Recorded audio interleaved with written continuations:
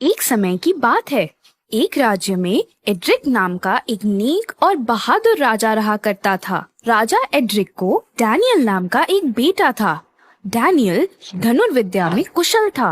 शिकार करना तो उसे बहुत पसंद था। वो अक्सर अपने दोस्तों के साथ शिकार करने जंगल में जाता था। ऐसे ही एक दिन डैनियल अपने कुछ दोस्तों के साथ शिकार पर गया, लेकिन अचानक जोर की बारिश होने लगी, बादल गरजने लगे। इसीलिए डैनियल और उसके दोस्त बारिश से बचने के लिए अलग अलग दिशाओं में भागने लगे और इसी भागा दौड़ी में डैनियल अपने दोस्तों से अलग हो गया और धीरे धीरे अंधेरा हो जाता है और राजकुमार एक पेड़ के नीचे सो जाता है। अगले दिन सुबह चारों तरफ हरियाली छाई हुई थी। प्रकृति का ये सुंदर रूप देखकर डैनियल अब भूख प्यास भूल गया था।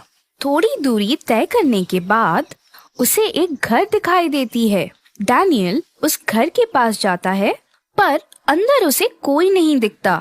थोड़ा ढूंढने के बाद उसे घर के पीछे एक तालाब दिखाई देता है और उस तालाब के किनारे उसे एक सुंदर परी दिखाई देती है। परी इतनी सुंदर थी कि डैनियल उसकी खूबसूरती में खो गया। परी डैनियल को देखकर मुस्कुराई और वो बोली, आप कौन हैं? क्या आप किसी को ढूंढ रहे हैं? परी की मधुर आवाज सुनकर डैनियल को उससे प्रेम हो जाता है। जी हाँ, नहीं, मतलब मेरा नाम डैनियल है। मैं एक राजकुमार हूँ। मैं इस जंगल में शिकार करने अपने कुछ दोस्तों के साथ आया था। कल रात को तूफान की वजह से हम सब अलग हो गए थे। जंगल के उस पार इतना सुंदर बगीचा है, मुझे नहीं पता था। ये दृश्य देखकर मेरा मन तृप्त हो गया। ये तालाब का पानी मन को कितनी शांति प्रदान कर रहा है। क्या मैं आपके तालाब से थोड़ा पानी पी सकता हूँ? आप अंदर आइए। खाली पेट पानी नहीं पीना चाहिए। आपने कल रात से कुछ खाया नहीं होगा। मैं आपको खाना परोसती हूँ, फिर आप जी भरकर पानी पी लीजिएगा। परी डैनियल को खाना खिलाती है।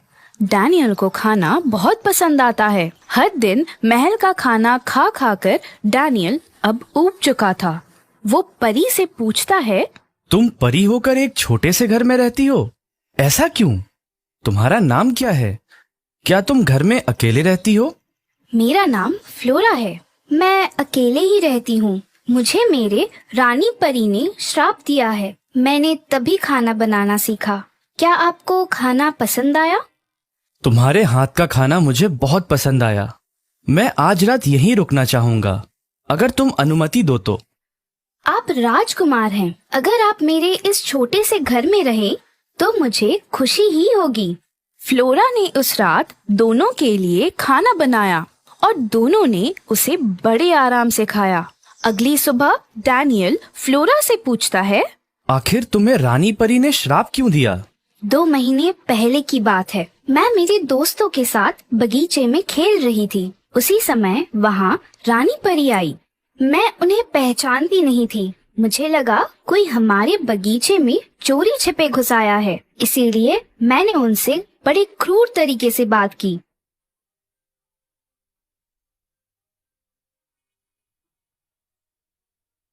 तभी रानी परी ने गुस्से में आकर मुझे श्राप दिया और इस जंगल में अकेले छोड़ दिया। मेरे पिताजी मुझसे कभी कभार मिलने आ जाते हैं। कल ही वो आने वाले हैं, तभी आपको उनसे मैं मिलाती हूँ। तब तक आप रात को यहीं आराम कीजिए। अगले दिन फ्लोरा के पिताजी आते हैं। फ्लोरा डैनियल को उनसे मिलवाती है।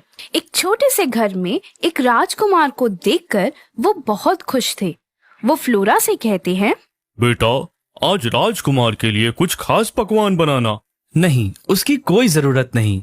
मुझे आपकी बेटी के हाथों का सादा खाना ही बहुत पसंद है। उस दिन तीनों मिलकर बात करते हैं। फिर डैनियल फ्लोरा के पिताजी से कहता है, पिताजी, मुझे फ्लोरा से शादी करनी है। क्या आपको मैं स्वीकार हूँ? फ्लोरा के पिताजी कुछ पल के लिए शांत हो जाते हैं और वो कहते हैं, आप राजकुमार और हम परी साम्राज्य के। तुम्हारे पिताजी इस बात के लिए कभी राजी नहीं होंगे। आप उसकी चिंता मत कीजिए। मैंने अपना मन बना लिया है। मैं फ्लोरा से ही शादी करूंगा। थोड़ी देर बाद फ्लोरा के पिताजी ने उसे ये बात बताई कि फ्लोरा भी डैनियल से प्रेम करने लगी थी। तभी डैनियल वहाँ आता है।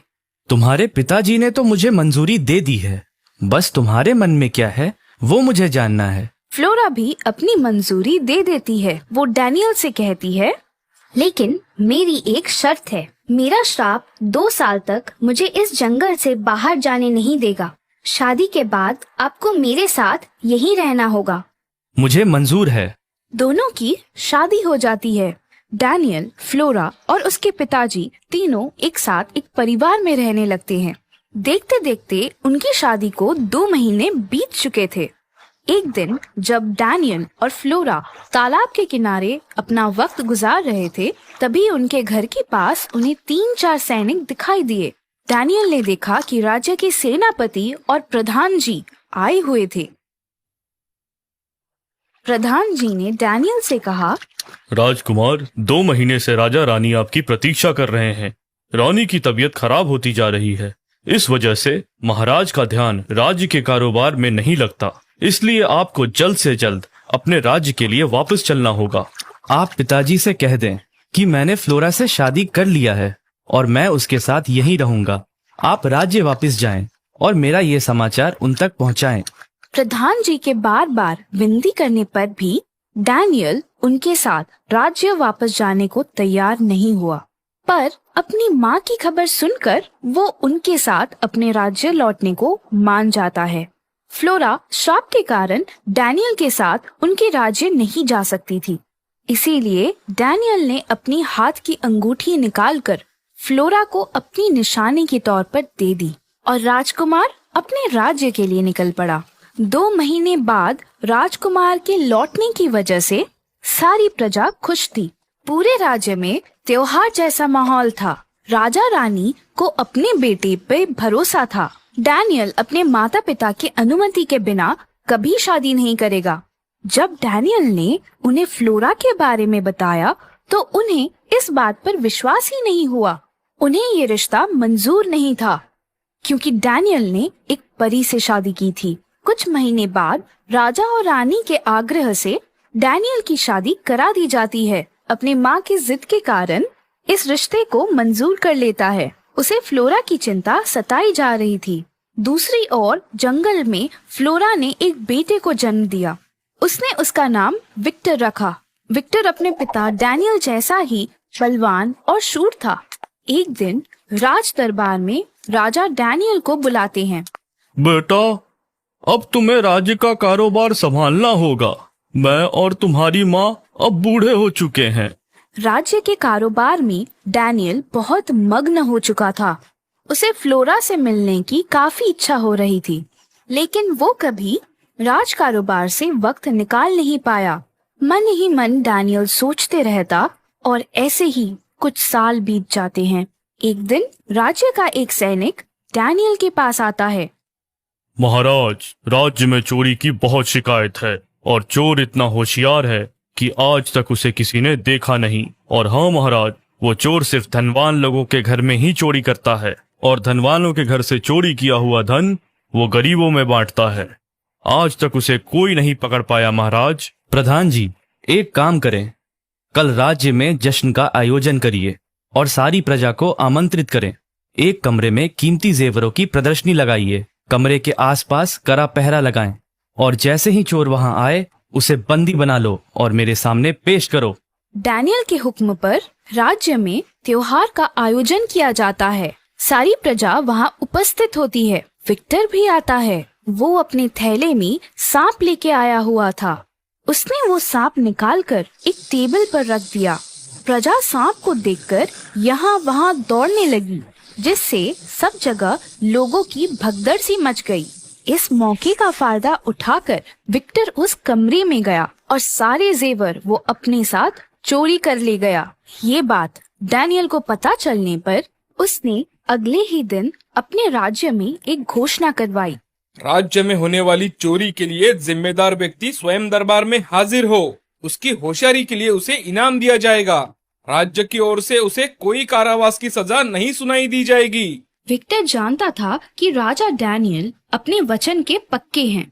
दूसरे दिन विक्टर राजा के सामने अपना गुनाह कबूल कर लेता है। डैनियल को उसकी सच्चाई बहुत भा गई।